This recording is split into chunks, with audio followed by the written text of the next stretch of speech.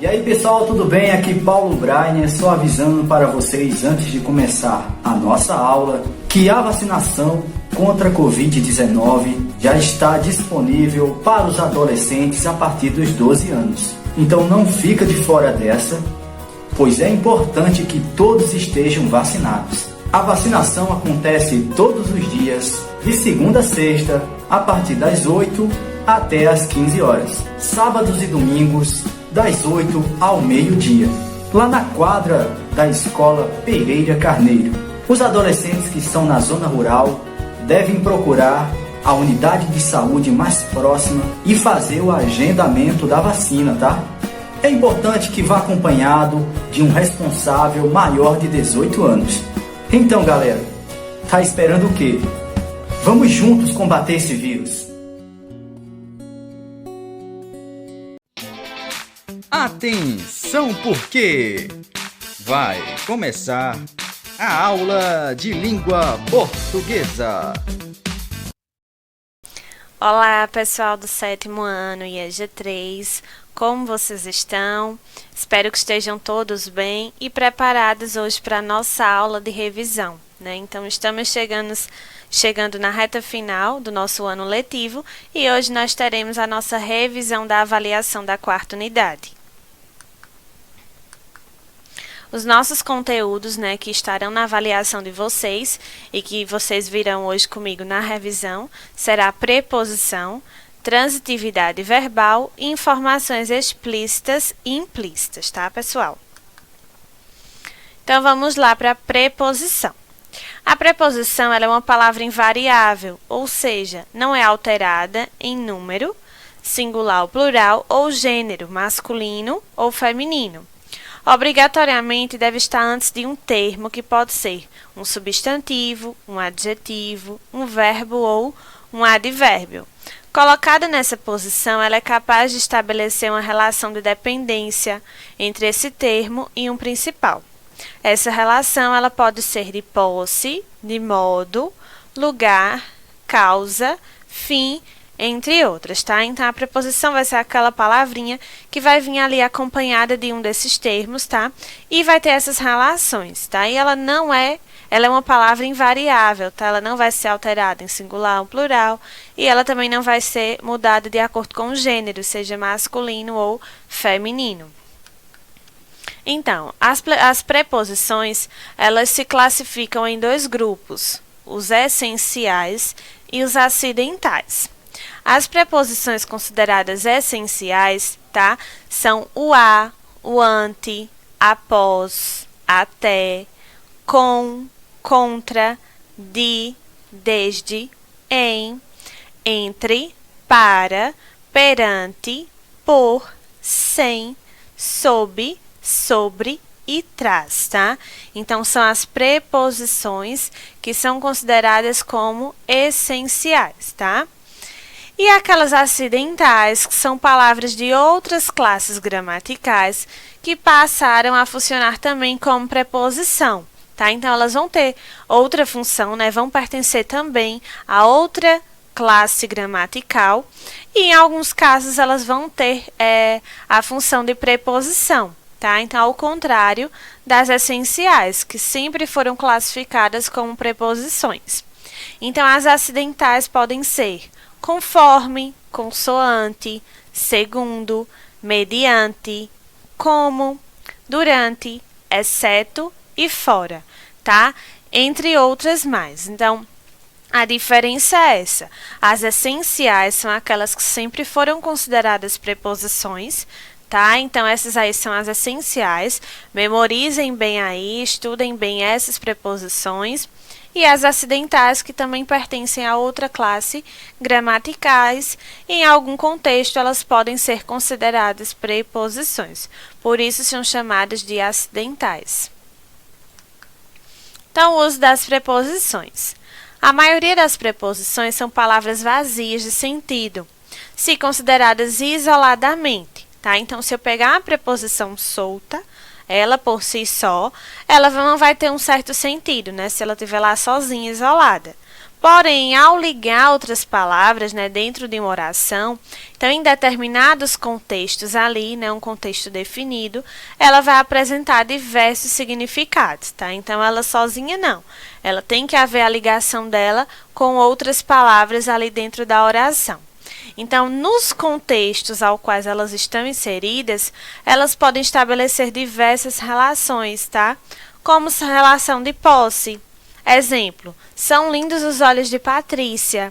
O de aí é minha preposição. Então, quando eu digo são lindos os olhos de Patrícia, esse de Patrícia aí está estabelecendo uma relação de posse, né? É dela, é de Patrícia, tá? Também pode ter uma relação de companhia.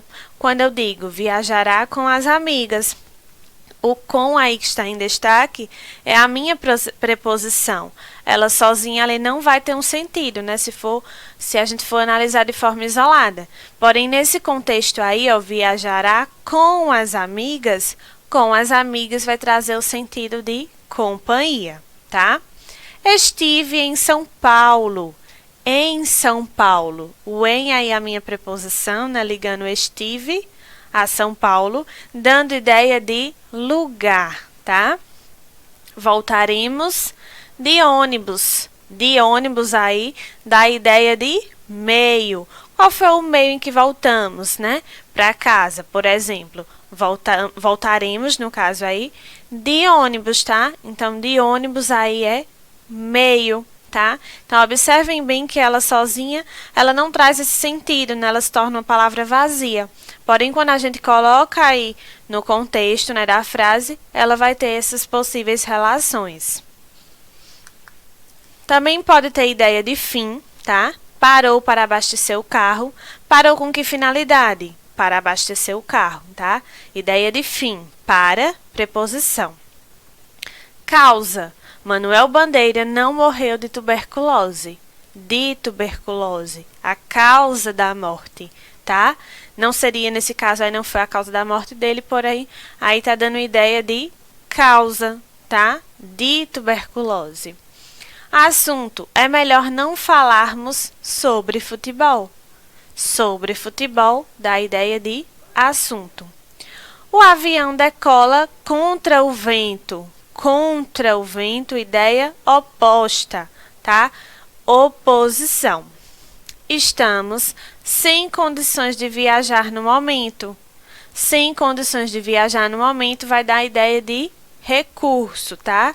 Então, sem condições. Aí a preposição sem. E tenho aí também de, tá? Matéria.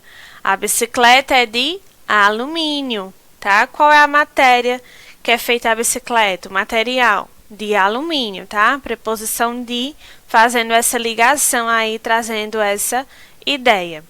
Instrumento, feriu-se com o martelo. Com que instrumento ele feriu-se? Com o martelo, tá? Então, com aí é minha preposição, tá? Então, essas palavrinhas, né, são preposições. Lembrando que eu tenho as preposições essenciais, que é aquelas que sempre foram tidas como preposições.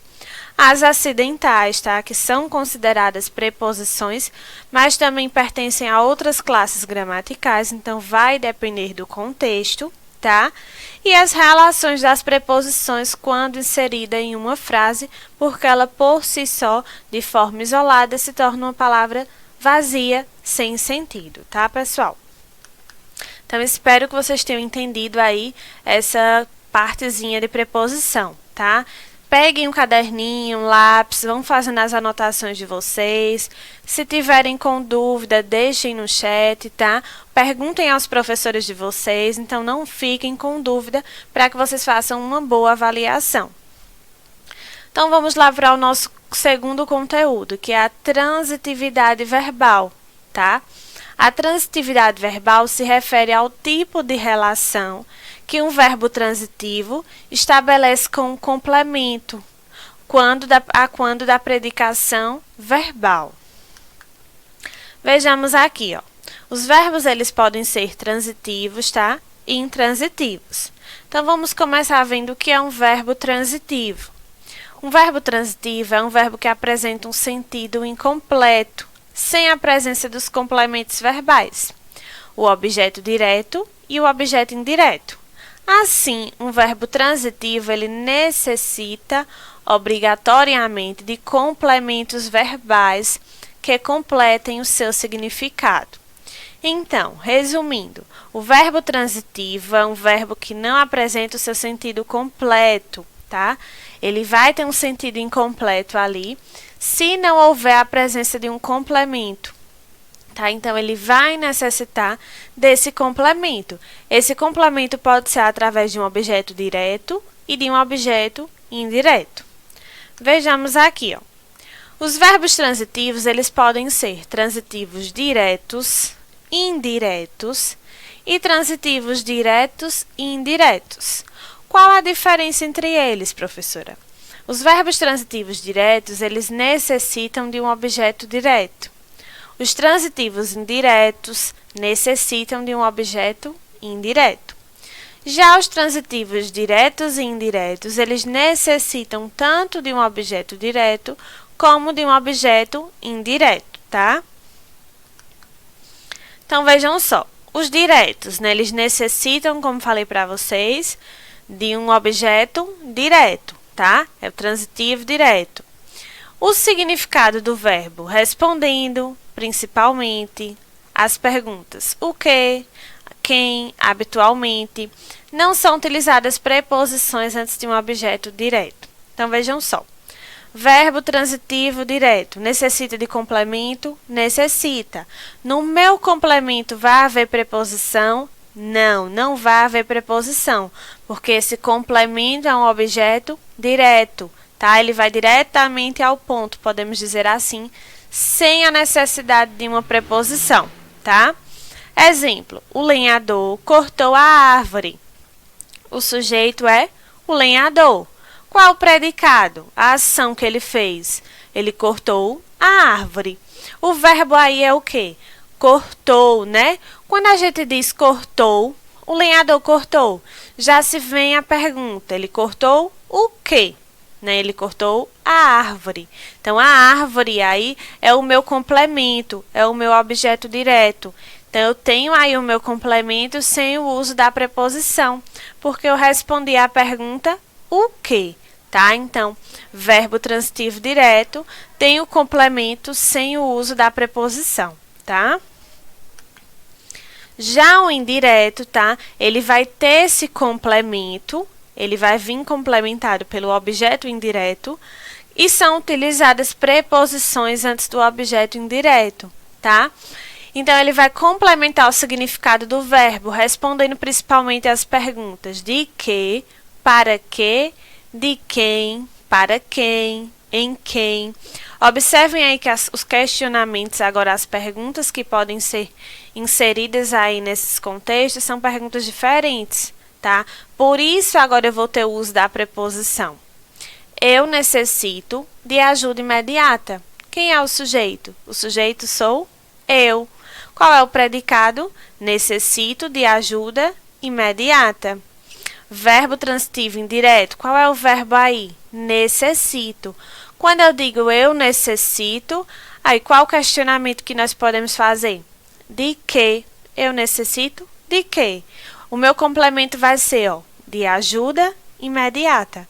Observem que esse objeto indireto aí, esse complemento, ele veio com uma preposição, a preposição de, tá? Então, por isso aí é um verbo transitivo indireto, que esse complemento aí é um objeto indireto, porque teve o uso aí da preposição. E eles também podem ser transitivos diretos e indiretos ao mesmo tempo, tá? No verbo transitivo direto e indireto, tanto o objeto direto como o indireto completam o significado do verbo, tá? Habitualmente, o objeto direto indica coisas e responde à pergunta o que, sem o auxílio de uma preposição, E o objeto indireto indica pessoas, respondendo às perguntas a quem, de quem, para quem, em quem, com auxílio de uma preposição. Então, nesse caso aí, para ele ser direto ou indireto, ele vai haver, né, o objeto direto sem preposição e o objeto indireto com preposição. Então, vai haver os dois aí veiculados ao único verbo. Exemplo aí, ó, de verbos transitivos diretos e indiretos. O verbo emprestar, tá? Quando eu digo emprestar o quê e emprestar a quem, tá? Então, exemplo aí, ó, emprestar o vestido à irmã, o livro ao amigo, o carro ao filho. Observem aí, emprestar o vestido, né? Emprestar o quê? O vestido. Objeto direto, a irmã. O a aí acraseado com função de preposição. A quem? A irmã. Então, objeto indireto. Então, teve os dois aí, tá? Por isso, é um exemplo de verbo transitivo direto e indireto. Temos também o verbo comunicar, né? Quando eu digo comunicar o que e a quem. Comunicar o despedimento ao funcionário, o falecimento à família, a notícia a todos, tá? Então, observem que eu respondi as duas perguntas nessa única oração, né? Então, a primeira parte aí, ó, é comunicar o despedimento. O despedimento aí, transitivo direto. Ao funcionário, né? Transitivo indireto, né? Porque aí eu tive a preposição ao. Verbo agradecer, né? Quando eu digo agradecer, eu tenho que agradecer o que e a quem. Agradecer o presente ao pai, a ajuda ao professor, a simpatia à funcionária. Também a mesma coisa aí, ó. Agradecer o que? O presente, objeto direto. A quem? Ao pai, né? Objeto indireto, uso da preposição. Então, são exemplos aí de verbos que vão ter a função de transitivos e transitivos diretos e indiretos ao mesmo tempo, tá? Outro exemplo aqui, ó, você já pagou a conta ao funcionário. O sujeito você, né? O predicado pagou a conta ao funcionário, foi a ação desenvolvida por ele. O verbo que vai ser transitivo, direto e indireto é o verbo pagou, tá? Porque nós vamos responder as perguntas o que e a quem. Então, pagou o quê? A conta, objeto direto. A quem? Ao funcionário. Objeto indireto aí com a preposição ao, tá? Então, eu tenho aí um verbo transitivo, direto e indireto, que é o verbo pagar. E nós temos também os verbos intransitivos, tá? Um verbo intransitivo é um verbo que sozinho ele apresenta o sentido completo de uma ação. Tá? Então, o verbo por si só, ele vai ter o seu sentido completo, não havendo a necessidade de complementos. Então, as ações transmitidas por verbos intransitivos começam e terminam no próprio sujeito, não necessitando de complementos verbais que completem o seu significado. Assim, verbos intransitivos não estabelecem transitividade verbal com um objeto direto e um objeto indireto. Exemplos de verbos intransitivos. Lembrando, pessoal, são exemplos de verbos intransitivos nesses casos, nessas orações que eu coloquei para vocês. Porém, pode ser que eles venham em um outro contexto e eles apresentem a função de transitividade, de serem transitivos, tá? Que eles necessitem de um complemento em um outro exemplo, tá? Nesses exemplos que eu trouxe para vocês, esses verbos eles são intransitivos, eles não necessitam de complementos. Verbo nascer, minha filha nasceu. Observem que a oração ela terminou aí no verbo nascer, tá? Então, esse verbo ele trouxe a ação completa, a informação completa, não houve a necessidade de um complemento. Verbo morrer, seu avô morreu. Verbo viver, minha bisavó ainda vive. Verbo chegar, ainda não cheguei. Verbo voltar, ele ainda não voltou. Verbo proceder, as reclamações procederam. Verbo casar, meu irmão casa amanhã. Verbo levantar, o tempo levantou. Verbo cair, minha avó caiu. Verbo sofrer, chega de sofrer. verbo chorar, aquele bebê só chora, e verbo dormir, vou dormir. Tá? Então, observem que em todas essas frases, né, elas pararam, elas terminaram no meu verbo, que são verbos intransitivos, porque não precisaram de complementos, tá? Então, espero que vocês tenham entendido essa parte da transitividade verbal. E vamos lá passear um pouco agora sobre as informações implícitas e explícitas. Então, o que é implícito e o que é explícito? O implícito é aquilo que não se expressa de modo claro ou explícito, mas que pode ser deduzido facilmente, tá? Deixou implícito na carta seu interesse por ela. Aquilo que se manifesta mais por ações do que por palavras, convite implícito. Então, o implícito, ele não vai estar ali claro, objetivo, visível dentro do meu texto, por exemplo, tá? Ele vai ficar pressuposto, subtendido, tá? Vai ser algo que nós vamos deduzir, né? Nós vamos chegar a essas informações a partir do que se tem, a partir das informações que estão lá postas, tá? Então, não é algo explícito, é algo implícito. Já o explícito, que é expresso sem dúvidas nem ambiguidade, que está lá claro, né, manifestado, né, ele vai estar lá de forma clara, objetiva dentro do meu texto. Então, explícito, eu vou conseguir chegar até ele de forma mais clara, objetiva, vou encontrar facilmente no meu texto. Já o implícito, não, a partir das informações explícitas que eu tenho, eu vou conseguir deduzir as minhas informações implícitas. As informações explícitas são aquelas manifestadas pelo autor no próprio texto. As informações implícitas não são manifestadas pelo autor no texto, mas podem ser subentendidas. Muitas vezes, para efetuarmos uma leitura eficiente, é preciso ir além do que foi dito, ou seja, ler nas entrelinhas, tá? Então, o explícito não está lá manifestado pelo autor no texto, tá? O explícito está, o implícito não. Exemplo, Patrícia parou de tomar refrigerante. Quando eu digo Patrícia parou de tomar refrigerante, essa é uma informação explícita, tá? Eu estou dizendo que ela parou de tomar refrigerante. Qual é a informação implícita que eu posso tirar dessa frase? Que não está escrita aí, porém eu deduzo que isso ocorria. Que ela antes tomava refrigerante, né? Que talvez antes ela tomava muito refrigerante, tá? Então, não está escrito isso aí, né? Está escrito que ela parou de tomar refrigerante, que é a informação explícita, que está lá clara, escrita no meu exemplo. Porém, quando eu digo que ela parou de tomar refrigerante, eu entendo, né? Eu deduzo que ela antes tomava. Então, essa é a minha informação implícita.